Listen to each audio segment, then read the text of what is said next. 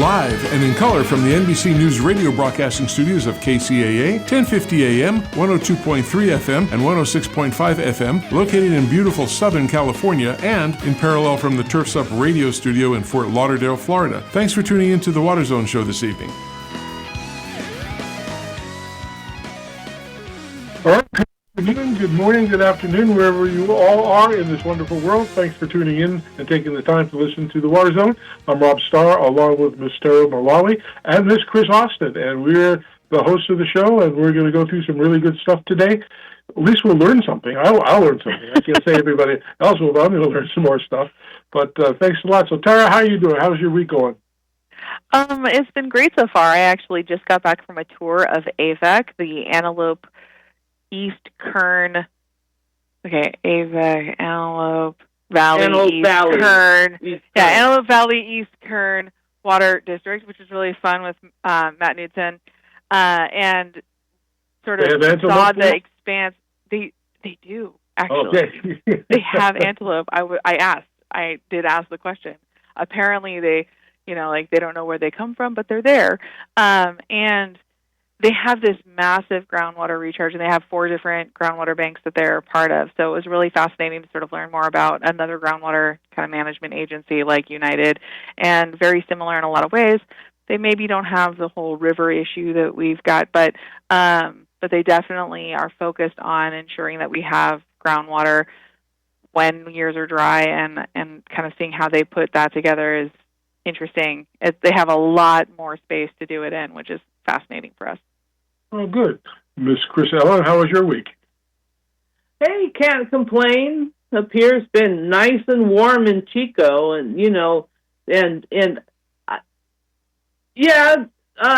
a lot of snow. Snow's pretty much gone, so we had a little bit of snow blow through. Was it last weekend? But otherwise, other than that, rolling into the summer months, the summer hot months. Yeah. Well, speaking of hot and everything, I understand California got their first solar canal. Well, they finally they have completed, I believe, construction on the pilot project, which is putting solar panels over parts of a canal in the Central Valley, and which is exciting, and now it's producing power, I believe. So, that's a good thing. How to the extent that this can be implemented will that kind of remains to be seen, because there's a lot of good things that it does, but especially in the San Joaquin Valley, where we're already dealing with subsidence. And canals already sinking, putting up solar panels and putting more weight on the banks beside the canals may not be the best thing to be doing. But that's what the pilot project does. It will kind of see how hard it is to maintain and how it weathers over time, and how much it can generate. And then it'll be interesting to see how much, implementation this gets. If it works, it could be great, but I don't think it's necessarily the slam dunk that a lot of people would like it to be. It's Austin, our very own ray of sunshine.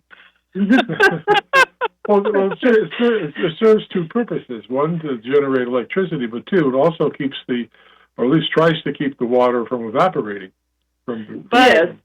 But Chris is not wrong in that subsidence is such a major issue, especially in the Central Valley, that collapsing of the aquifer with the weight. I mean, it's one of those things where there's never really a panacea, right? It doesn't just work. There's compromises, and we want to pay attention to what those compromises look like. I love that there's a pilot project so that we can see what those impacts really might be.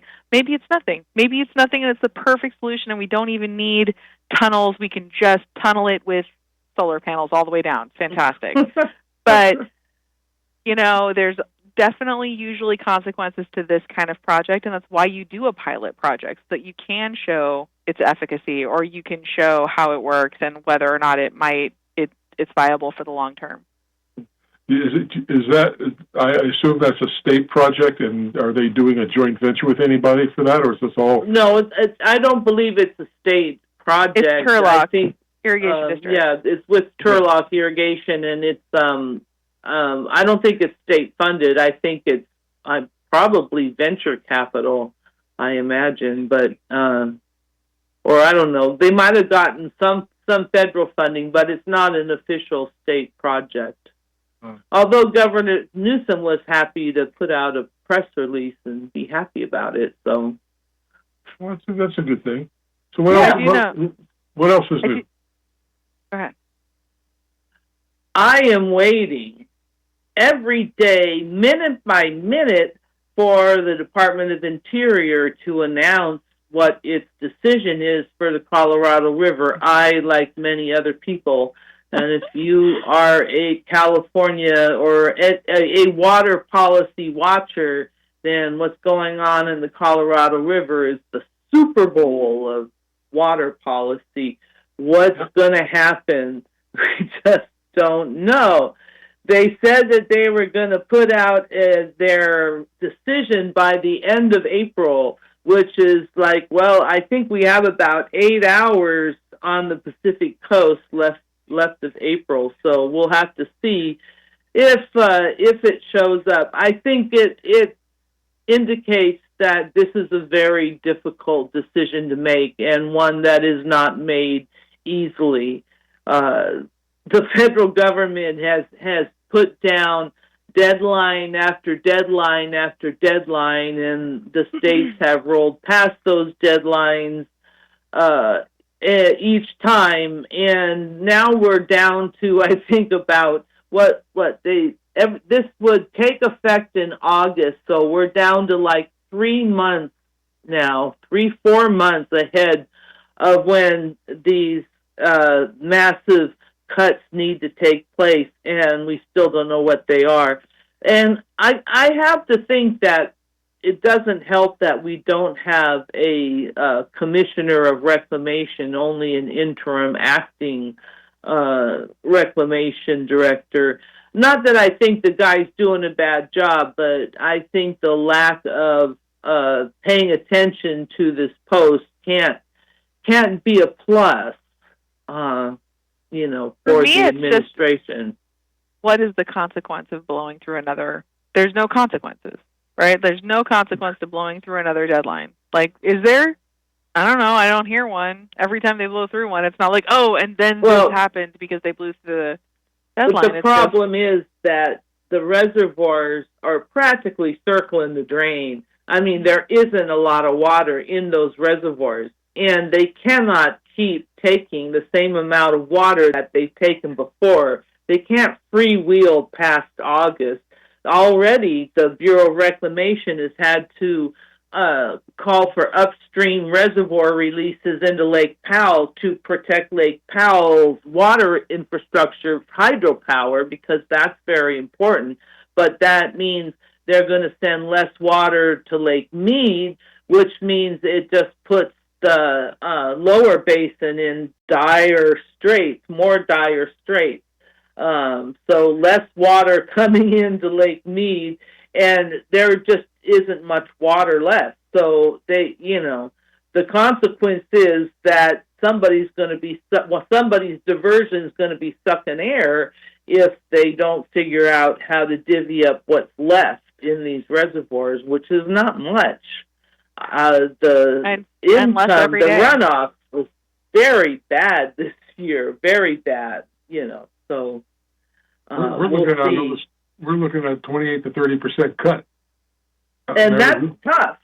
Yeah. I mean, imagine if, you're living check to check and your boss says, hey, I'm going to cut your pay 30%. You'd be like, ow, like that's going to have impact. I mean, and Arizona's very worried. Everybody's worried. Arizona, I think, is the most loudly worried of it all.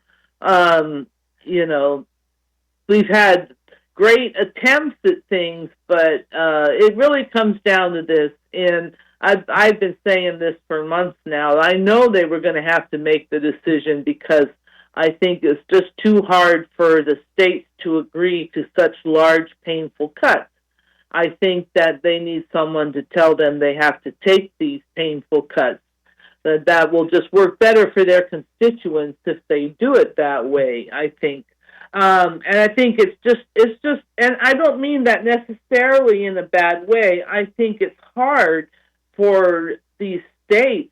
I mean, whatever it is, the cut that's coming is going to hurt. And so they're all like, we've cut all we can, cut somebody else. But it's like it's not going to work that way. And the hydrology has just really forced it. So any day now.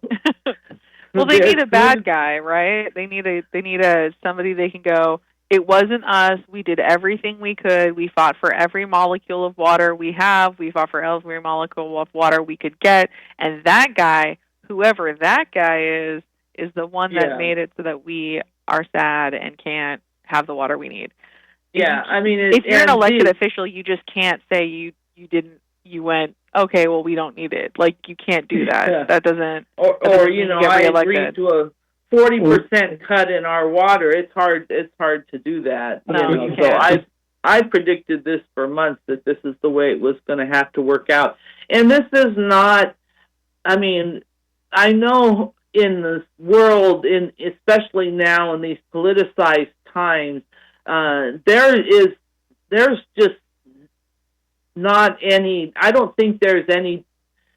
Whatever decision the Trump administration makes, probably about the same that the Biden administration would have made. There really isn't a red or blue state way or a take away water from the environment and now you're fine. I mean, there is no politicized culture war answer to this. It's just hard. It's going to be hard.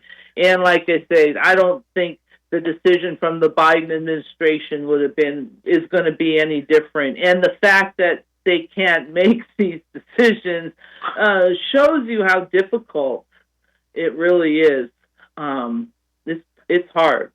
Let me go look at my email. They're going to try to politicize it, right? You know, they're going to try to politicize it somehow. Oh, yeah, they try, but the analysts have looked at this and they said, you know, we don't see a red state, blue state way. There isn't one. There isn't one. Yeah.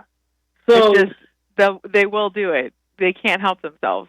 They'll say something to make it politicized somehow. Or they may try, but the truth is, you know, there isn't really a way to do it. At least I haven't seen someone say. People they fret, they worry, but it's, you know, it's going to be bad. It's going to be bad, and it's going to affect Arizona definitely. I think it should affect the Imperial Valley, but I don't know. They have the oldest, most senior rights on the river, you know, and then Nevada's amount is so small. They're only 200,000 acre feet, so Nevada could give up everything, and it wouldn't make a damn bit of difference, you know.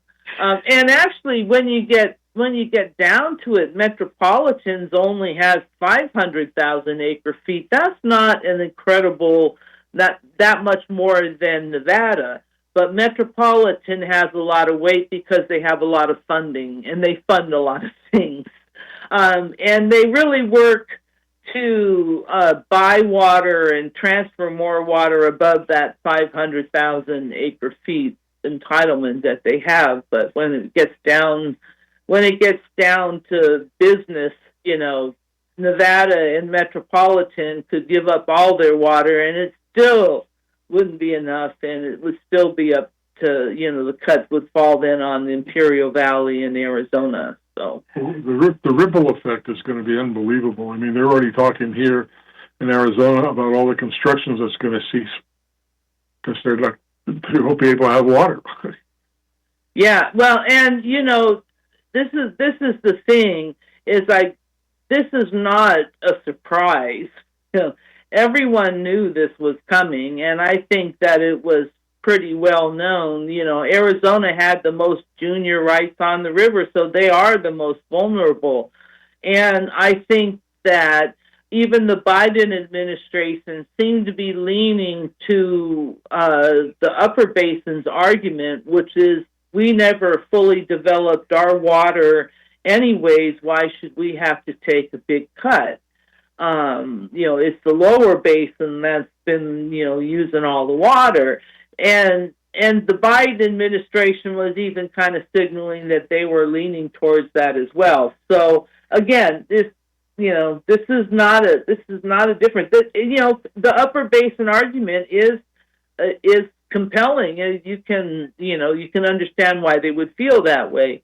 The lower basin wants the upper basin to take some cuts, but the upper basin is just unwilling, and they don't feel they should have to.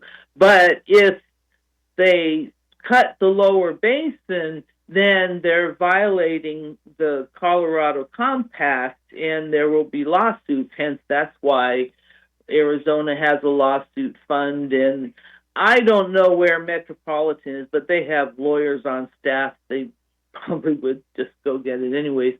But I don't know, lawsuits. Metropolitan even understands lawsuits are not going to put water back in the river.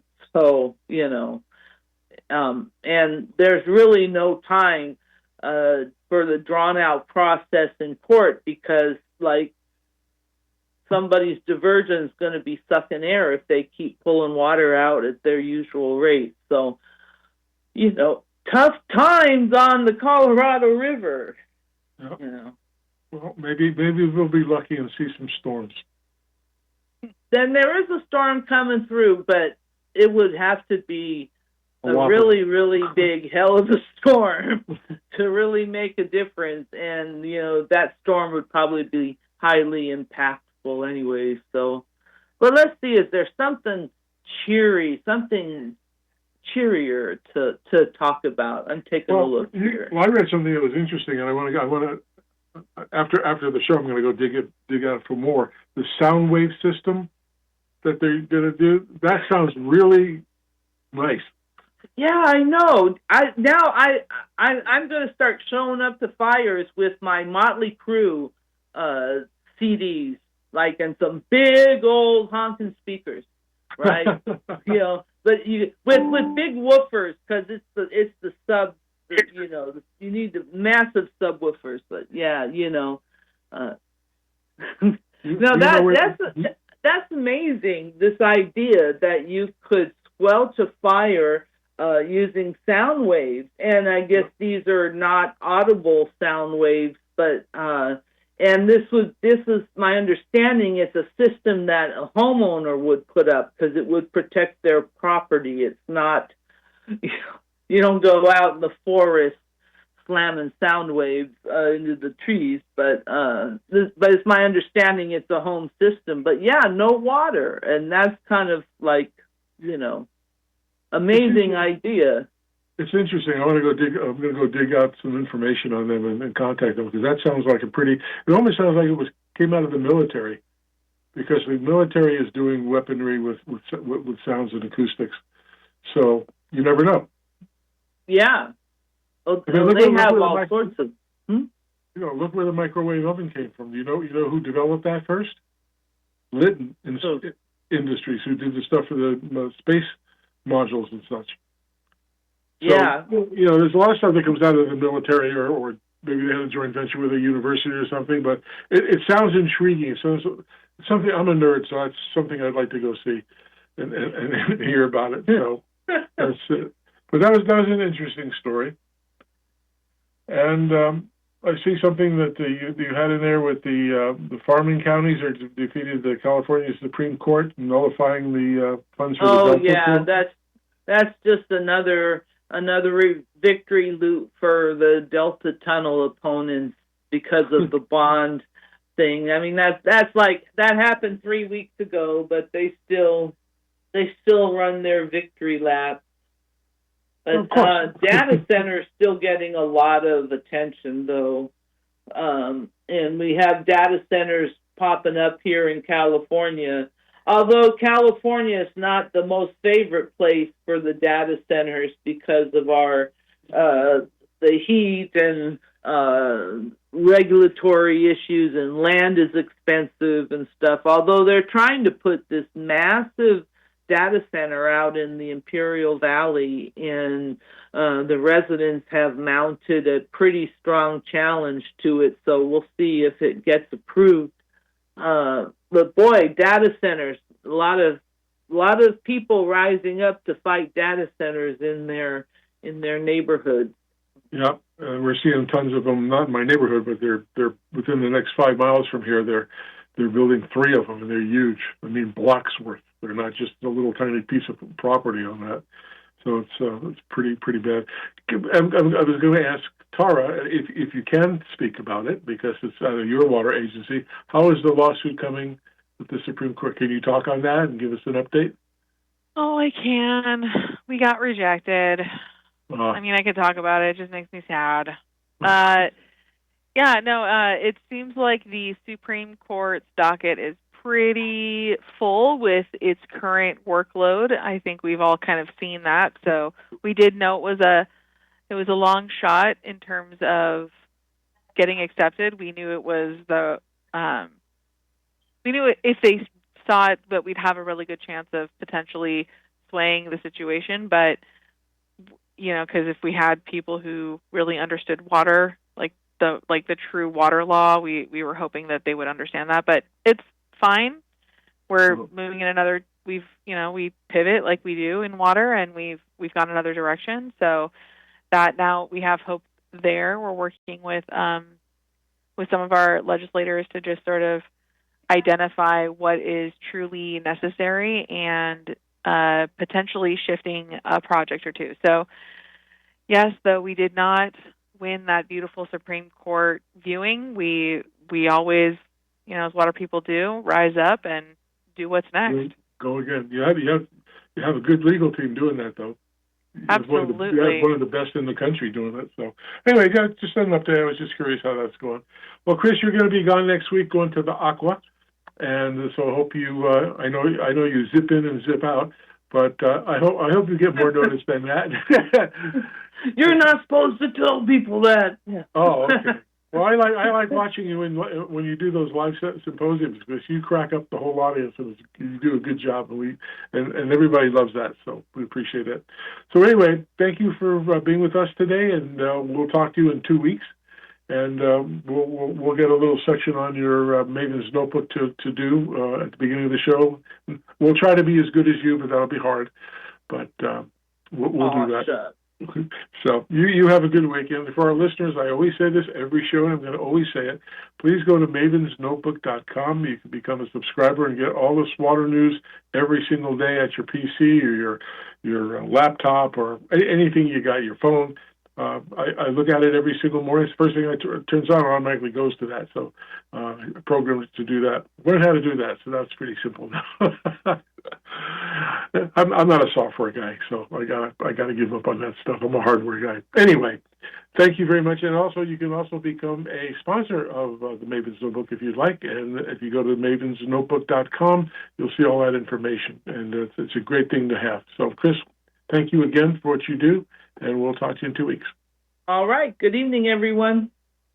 Good evening. All right, we're going to take a little break, and we're going to be back with our special guest. And for me, being a nerdy engineer, I'm going to really like this section, because I talked to this gentleman before, and quite brilliant. What his company does is amazing, and does a lot of good things, which we'll get into. So stick around. We'll be back right after our commercial break.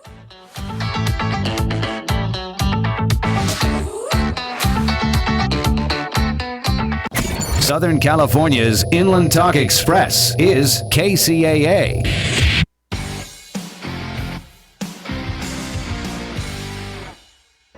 Take control of your business anywhere, anytime with the SiteOne mobile app.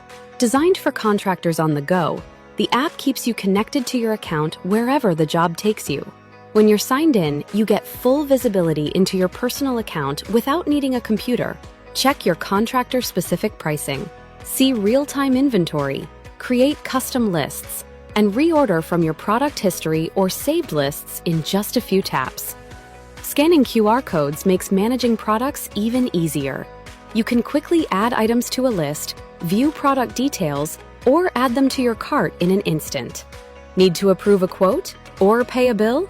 You can do it right from your phone. Track your orders, view invoices, even redeem your partner's program points for rewards that give back to your business.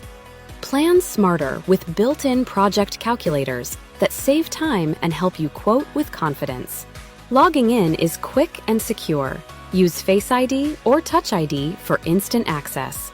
Customize your experience by choosing your preferred language in English or Spanish. Looking to level up your knowledge? Browse, learn, and explore videos and articles, or find local events to stay connected with your SiteOne community. The SiteOne mobile app puts the power of your business in your pocket.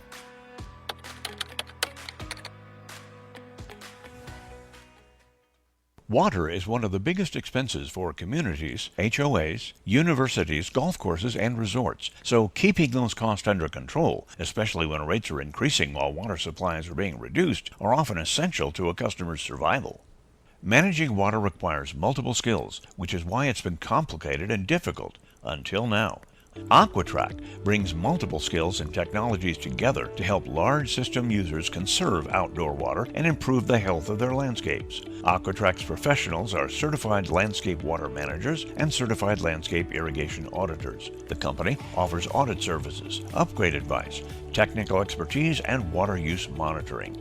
We already manage irrigation water for the largest homeowner associations in Arizona, and we're prepared to bring our knowledge and experience to help others, including landscapers and designers. Give us a call and hear how AquaTrack saved one HOA some 430 million gallons of water and $200,000 in annual water expenses. AquaTrack is Arizona-based, and you can reach us at 623-594-8689.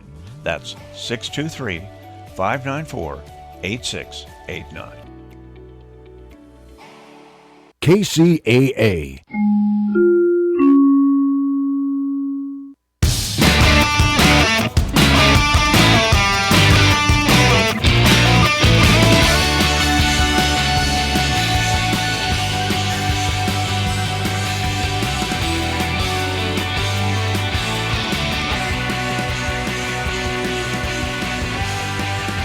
Is his full legal name, Deloach, and he's the president of Deloach Industries, and he's from Florida.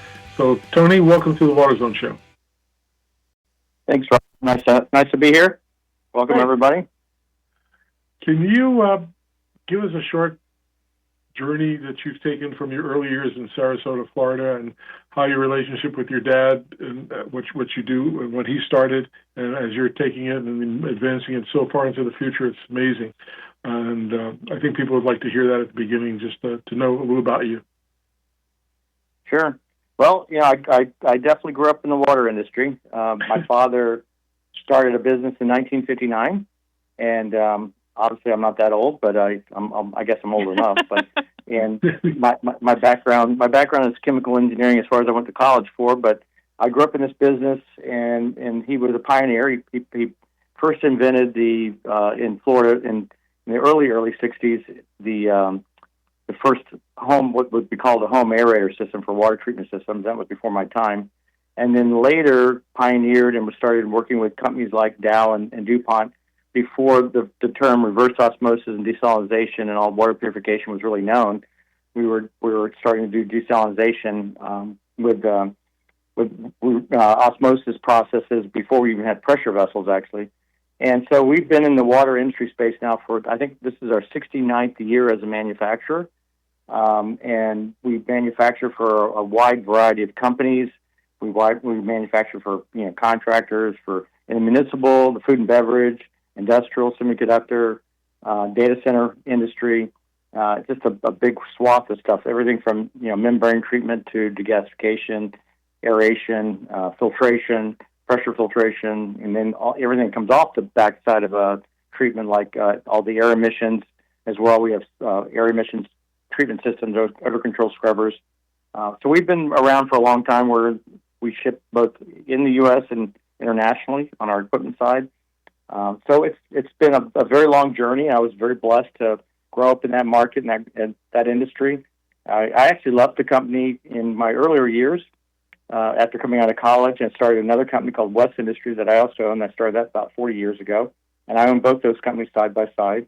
And West went down a similar path, but it did more industrial environmental work. So I worked for the oil industry as a design build consultant and having a manufacturing facility in the environmental side, cleaning up contamination and doing the same similar type of work all over the world. And so that's our background. Our background has anything to do with water treatment, wastewater, environmental treatment, and mining water, mining industry, data center water.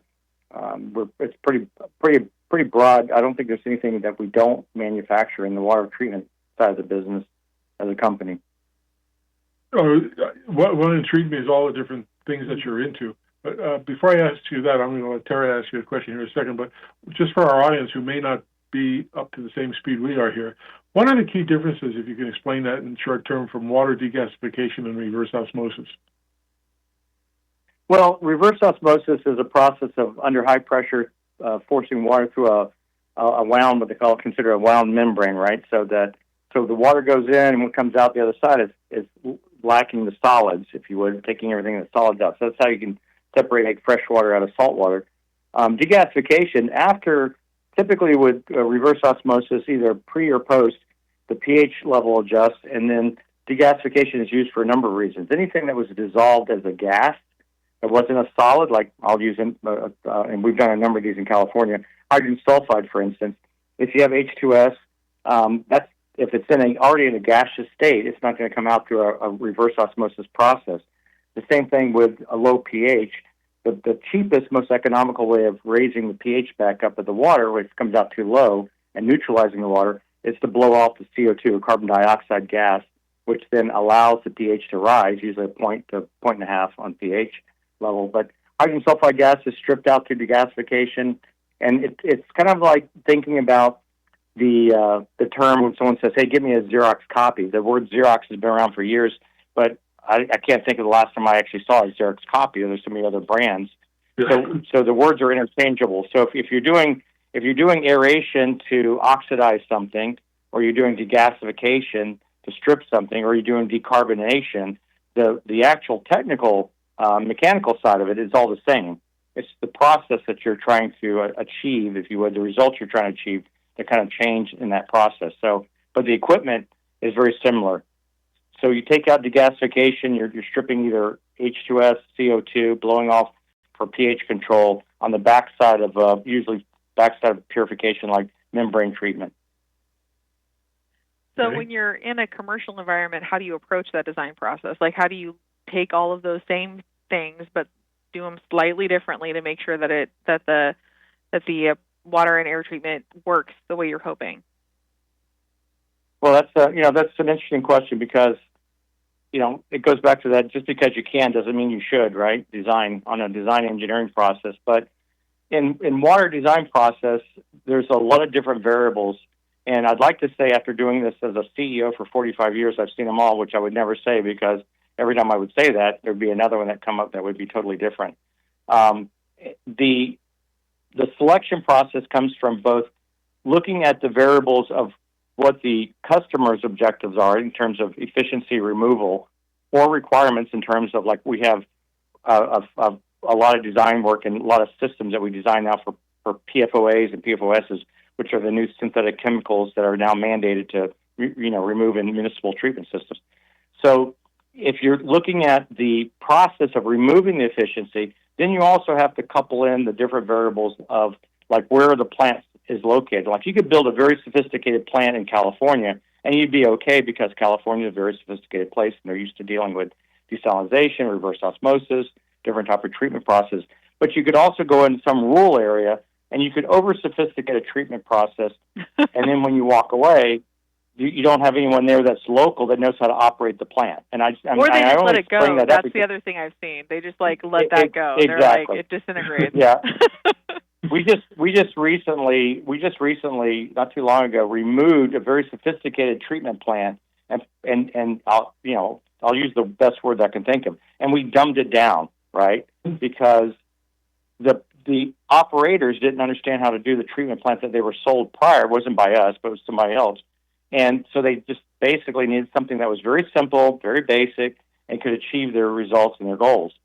So you have to couple that in, and then you throw in the other part of it, which is the operation and maintenance side of it, which, interesting enough, is how I first started my other company when I left my father's business early on in life at like 18, 19 when I left. I started my other company. I built it around operation and maintenance first because there was no one really taking care of the equipment side of it. And then quickly it grew into a multi-service design build firm.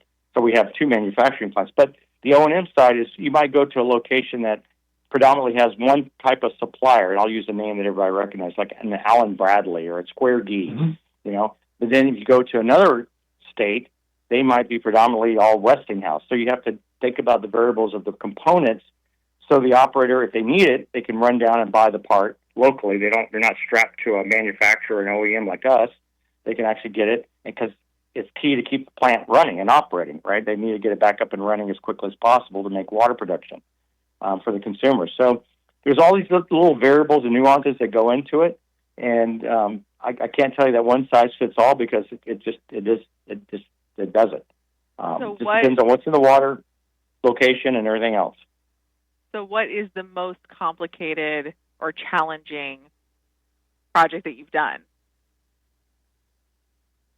Well, that spans a wide career. Okay, pick one. Pick one. For years, I had national contracts with 4 of the major oil industries, and I worked for the DoD and the DOE for the first 35 years of my career. Doing projects in that sector on the environmental side, and then the municipal side. But I'd say probably some of the environmental things that we've done, or most recently, I think over the last probably 18 months, I've worked on and designed a couple projects for lithium separation out of brine water and gasification, for separating lithium out of brine recovery wells that are, kind of common out in the Texas area, in the Texas regions. So those have been processes. The data centers are interesting. I listened to your previous guest that was talking about, like in California. I've worked on a couple projects in California data centers. The big driver there, unfortunately, for data centers ends up being power, because your power costs are a lot higher for a lot of folks. But in water treatment, of course, requires a lot of power, so that's another thing that is a hindrance to that. But I'd say probably lithium separation from brine is pretty complex, because you'd like to think you're just separating lithium, but people forget it's like doing carbon absorption or filtration. You might be using carbon thinking you're only going to filter out, and I'll just use H2S again, hydrogen sulfide again. But along with it, the analytics in that water might contain iron, magnesium, calcium. There's all these other things that affect and impact the carbon treatment, or in this case, membrane treatment for lithium lithium separation, other than just the lithium itself. So it's you don't get a homogeneous. You get a big mixture of homogeneous chemicals that are in the batch. You don't, unfortunately, get just the one thing that you want to take out that you're looking for. I know, as you and I talked a couple of weeks ago, I know you did some work know the people for the New Mexico Consortium for Produced Water. And they're actually going to be on the show next week. Actually, their attorneys are going to be on the show to talk about the regulations that they have in New Mexico versus what Texas has on the books. But one of the things that caught my eye, I'm so interested in getting your stuff that you send out with all the products and things that you're doing, the projects. Is really, really interesting to me.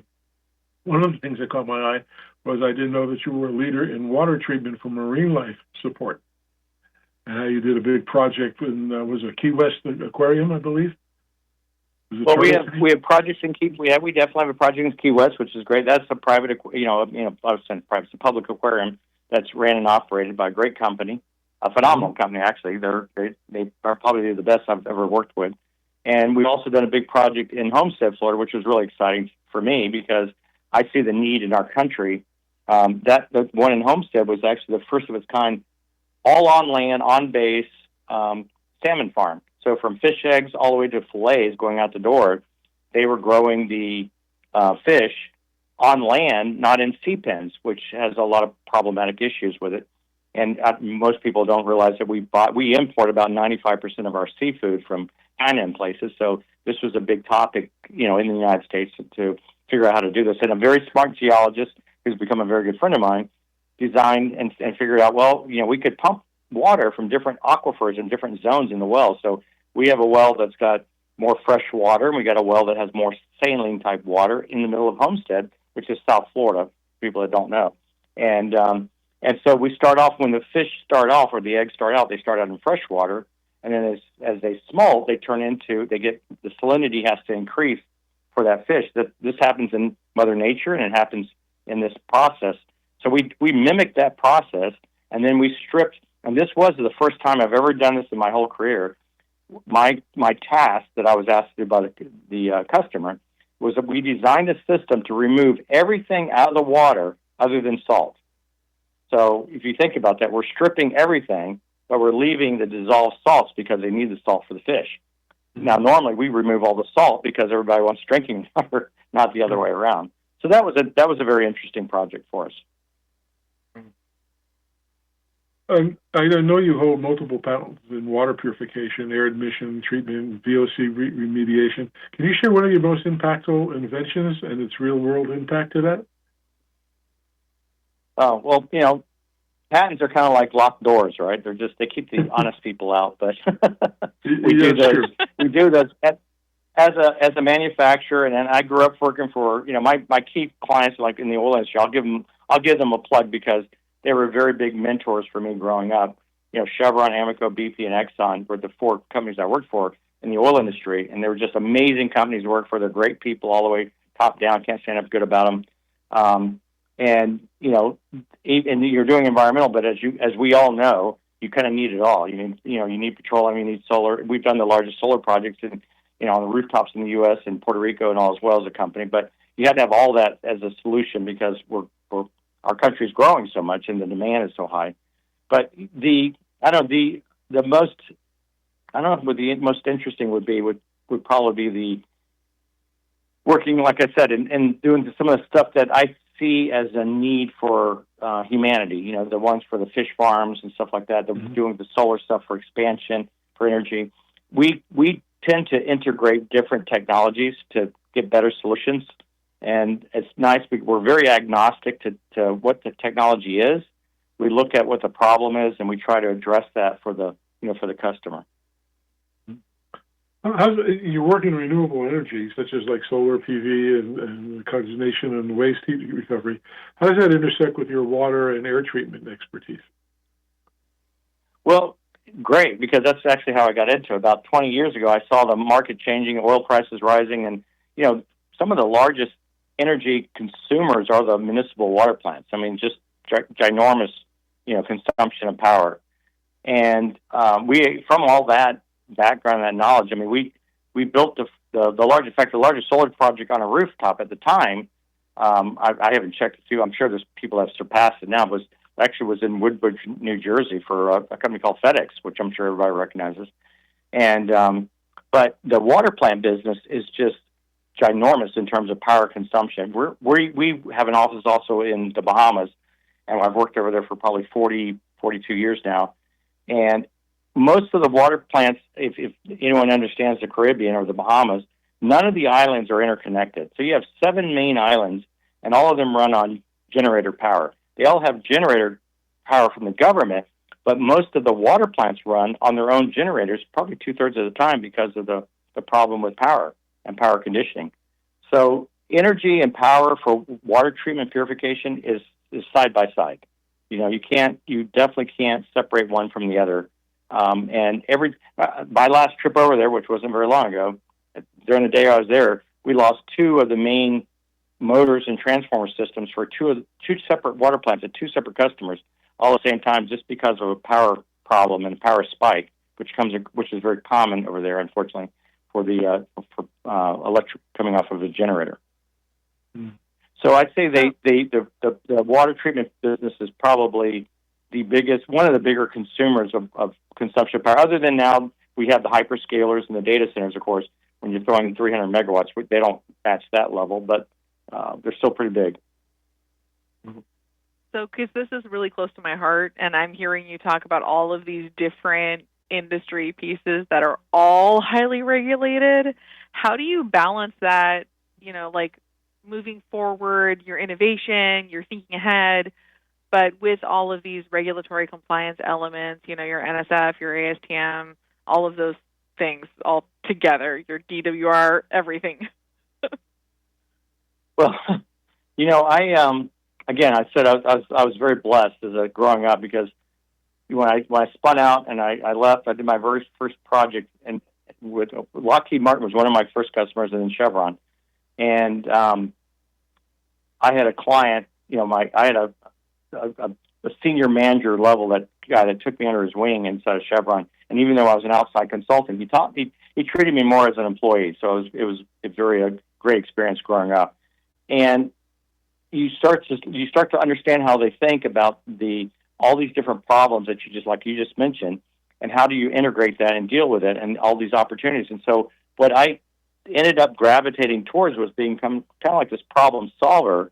And you see the regulations change, you see all this stuff, and you kind of get in front of that, and you say, okay, I'll use a perfect example. Since everyone's here in the room understands the water regulations, PFAS, the synthetic chemicals. I'm sure you've spoken about it, you've talked about it. It's a big, absolutely. It's a big discussion at WebTech. Yep. Yeah, it's a big discussion at WebTech every single, all the time now, right? Like 95% of WebTech, I think last year was all about PFAS and PFOAs and all.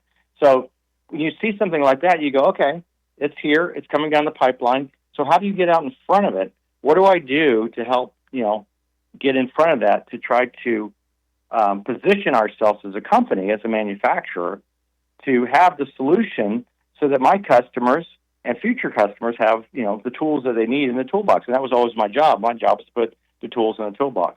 And I'll give you a perfect example. When in the environmental world, before I started, and I'm going to date myself here a second, but I started when the Exxon Valdez first happened, it first occurred, And so when that all happened, and then before the word environmental was environmental, then there was the DER, then there was a DEP, and all these regulations were starting to come out. And I thought, we have all these solutions we're designing, but nobody knows about them. I know what I'll do. So we started a for free training program at our company, our manufacturing plant. And I intended to do it for like a month, maybe 2. We ended up doing 3 classes a week for a year and a half.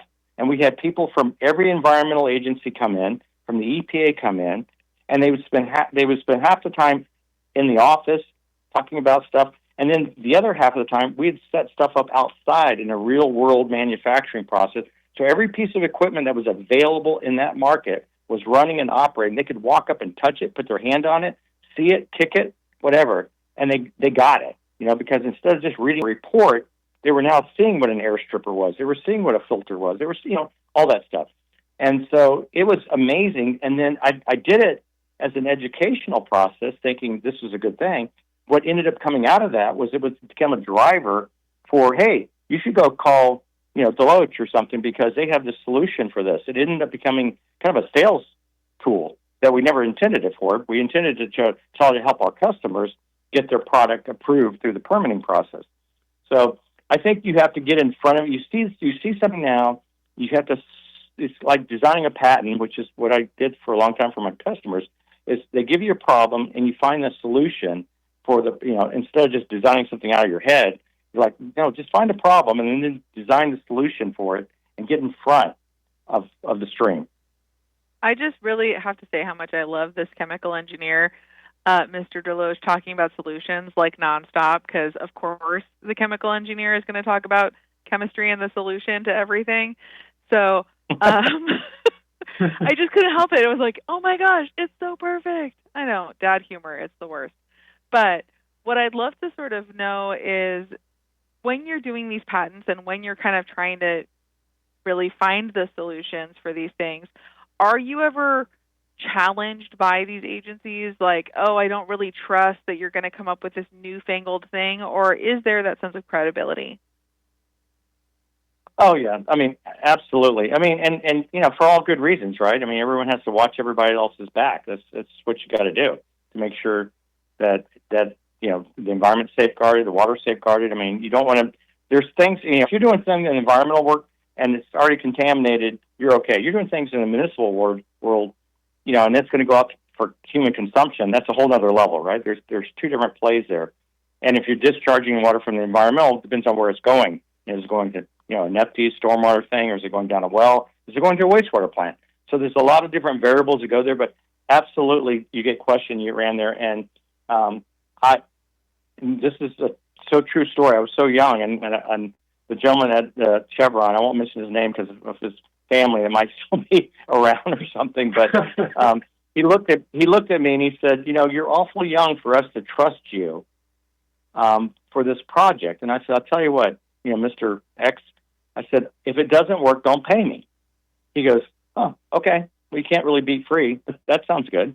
So I went and did the project, and it did. And then with the environmental side, what I would do is if the agency was involved, I'd go, okay, I'll tell you what, we're going to try this, but you guys believe in whether it was carbon or ion exchange or whatever it was. I said, what if I put 2 or 3 of those downstream of that? So we have not 2 like Neptune requires, but 3 or 4 redundancies until you understand that what I'm telling you will work. Okay, we'll buy that. And then so they would allow you to do something like that. So I grew up in this area where I had the world's biggest sandbox, working for people that needed solutions, that needed to have people solve problems with water treatment. And I obviously I grew up with a father that was an inventor, so I guess I got some of the gene pool I inherited, and that's just it. So you do run into the issues, and you do have to kind of learn how to navigate through them. And the problem with regulatory people is, as you know, it sounds like I don't know your background, but I can already tell from talking to you. There's a lot of regulatory people that are hired that come right out of college, that get plugged in, and they're really given the power of, unbelievable power of pen over a project, and they may only have 6 months or a year experience or less. Yeah, with great power comes no responsibility. Exactly. And so, and that's not their fault. The problem is you're not going to go get a seasoned person, and for the most part, unless it's a higher level manager person, you're not going to get a staff member in our market that knows, that has 10 years experience, because the pay level on the private sector is so much higher. So it's just not going to happen, and it doesn't happen. So your job, or our job, are to educate, give them the tools, show them, build the confidence, show them that you care, that you're not trying to, pull a fast one. You're going to put something behind it and behind that and behind that, protect everything, and say, just, try it. I'll tell you, I had on the water side, I had a process one time, and I actually designed it for the oil industry. I went to one of my project manager bosses that I worked for the longest, and I said, look what we've done. We did 3 of these as pilot studies. Every one of them cleaned up in under 90 days. This is amazing. I'd like to deploy this across the board. And I was told, no. I only have X amount of projects like that. If we clean them all up in 90 days, then I'm out of a job. I went, what? I actually designed the best water process treatment solution, the best mousetrap ever for this process, and you won't use it? And then I went to every one of my clients. I went to all 4 of my major clients, and nobody wanted to use it for exactly the same reason, which I'd never contemplated, about putting somebody out of work because we cleaned up all the contamination in the world. I mean, how could you ever think that? So then, after hitting that wall, I thought, you know what? Let me just call the legal department and see if they have any really bad, sites. And of course, they do. And that ended up being where I used that technology, was in the legal department for cleaning up water, versus where I intended to design it for, which was a totally different side of the house. So Tony, you just have to keep working and figure out how to do it. I don't mean to interrupt. We got to turn this over to NBC News in about 30 seconds. I wanted to thank you very much. Okay. I want you to come back on the show some more. My wife always sees me reading your stuff, and she says, "Why are you reading it?" I said, "This is interesting." She's the chemical engineer, but not me. But I really enjoy the stuff you do. Sorry, I got to cut us off because they're the big. Rob, thank you. Thank you, Tara, too. We will call you back, and we'll have you back on the show again. Thank you very much. We do appreciate it. Thank you. Okay, bye-bye. Good night, everybody.